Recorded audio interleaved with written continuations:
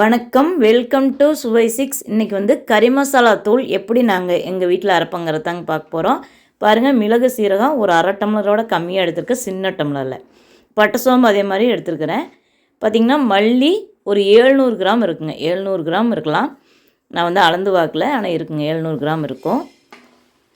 மிளகாய் வந்து ஒரு 50 கிராம் 60 கிராம் 70 கிராம் வரைக்குமே போடலாம். காரத்தை பொறுத்து போடணும். எங்கள் மிளகாய் நல்லா காரமாக இருக்குங்க. இப்போ பார்த்திங்கன்னா மல்லி சேர்த்து வறுக்க போகிறோம். மல்லி வந்து அப்படியே வாசம் வருங்க, உங்களுக்கு அப்படியே லைட்டாக படப்படப்பான்னு சத்தம் கேட்கும். அந்த டைமில் எடுத்துக்கணும்.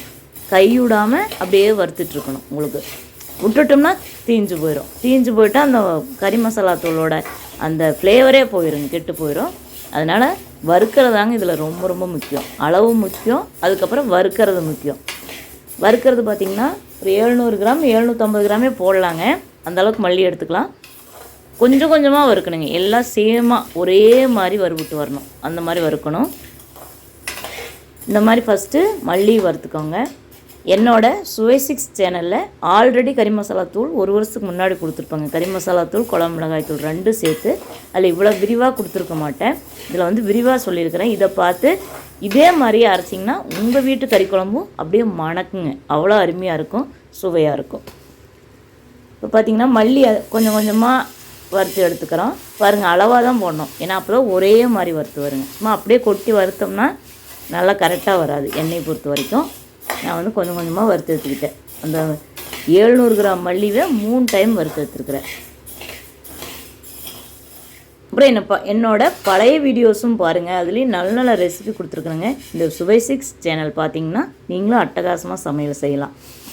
ஏன்னா அவ்வளோ டேஸ்ட்டாக இருக்குங்க. எல்லா ரெசிபீஸுமே ஈஸியாக இருக்கும். சிம்பிள் ரெசிபீஸ் தான் கொடுத்துருக்குறேங்க. அதுக்காக தான் யூடியூப் சேனலை ஆரம்பித்தேன். பார்த்திங்கன்னா நிறையா ஈஸியான ரெசிபீஸ், டேஸ்டியான ரெசிபீஸ் தான் நம்மளோட சேனலில் இருக்குது, பாருங்கள்.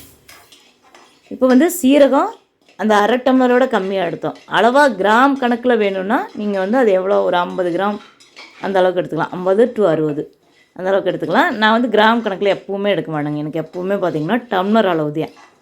அப்புறம் கண்ணதானம் சொல்லுவோம். கண்ணு தான் இந்த அளவுக்கு போட்டால் கரெக்டாக இருக்குன்னா அதே மாதிரி கரெக்டாக இருக்குங்க, சூப்பராக இருக்கும். இப்போ சீரகம் அதே மாதிரி வறுத்து எடுத்துக்கிறோம். மெயினாக வறுக்கிறதா முக்கியங்க, கருவிடக்கூடாது எந்த பொருளுமே. இப்போ சீரகம் வறுத்தாச்சு. இப்போ வந்து மிளகு வறுத்துக்கலாம். மிளகு வேணால் படப்படப்படன்னு அது வெடிக்கிற சவுண்டு கேட்குங்க, அப்படியே பொரிஞ்சு வர்ற சவுண்டு கேட்கும். அப்புறம் உங்களுக்கு ஓரளவுக்கு நல்லா உங்களுக்கு சத்தம் கேட்கும். அதை வச்சு எடுத்துடலாம். மணக்கும். எல்லா பொருளுமே எப்படி வறுபட்டுருச்சுன்னு ஃபஸ்ட்டு பார்க்குறதுனா அந்த மணம் வருங்க, அப்போயே வறுத்துருச்சுன்னு அர்த்தம். அது அதே மாதிரி நல்லா உங்களுக்கு நம்ம அப்படியே அந்த கரண்டி கையே விடக்கூடாதுங்க, அந்த அளவுக்கு அப்படியே வறுத்துட்டே இருக்கணுங்க ஸ்லோவாக. இப்போ பட்டை சோம்பு கசகசா, அப்புறம் உங்களுக்கு அன்னாசி ஸ்டார் பூன்னு சொல்லுவோம்லங்க, அதெல்லாம் சேர்த்திருக்கிறேன். கல்பாசி கொஞ்சம் சேர்த்திருக்கிறேன். இது வந்து குழம்புக்கு நல்ல மணத்தை கொடுக்குங்க, அதுக்காக சேர்த்துருக்கேன். ரொம்ப அதிகமாகிடக்கூடாது, அது அந்த அளவில் தான் போடணுங்க. சோம்பு ஒரு 4 ஸ்பூன் போட்டுக்கலாம். அப்புறம் எல்லாம் கொஞ்சம் கொஞ்சம் சேர்த்துக்கலாம். இப்போ வந்து மிளகாய் ஒரு 60-70 கிராம் இருக்கலாங்க, அந்தளவுக்கு எடுத்துருக்கிறேன். காரமே இல்லைன்னா ஒரு 100 கிராம் கூட போடலாங்க. அந்த மிளகாய் காரத்தை பொறுத்து சேர்த்திக்கணுங்க. இது மட்டும்.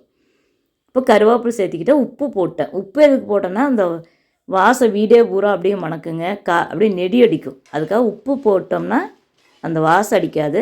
அப்புறம் அது வந்து கறி மசாலா தூளுக்கு உங்களுக்கு சீக்கிரம் கெட்டு போகாது. அதுக்காக உப்பு சேர்த்துறது. பாருங்கள், இப்போ வந்து இந்த மாதிரி வறுத்து ஆற வச்சுக்கிட்டோம். இப்போ வந்து அரைச்சிட்டு வந்துட்டோம். இது கூட மஞ்சத்தூள் சேர்த்து கலந்துருக்குறேங்க.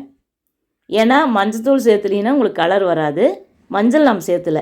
மஞ்சள் இருந்தாலும் வறுத்து போடலாம், விரலி மஞ்சள் இருந்தால். நான் வந்து மஞ்சத்தூள் தான் சேர்த்திக்கோங்க. அது நானே அரைச்ச மஞ்சத்தூள் தான், அதுவும் வீடியோ கொடுக்குறேங்க. இந்த வீடியோ பிடிச்ச ஒரு லைக் பண்ணுங்கள். தேங்க்யூ.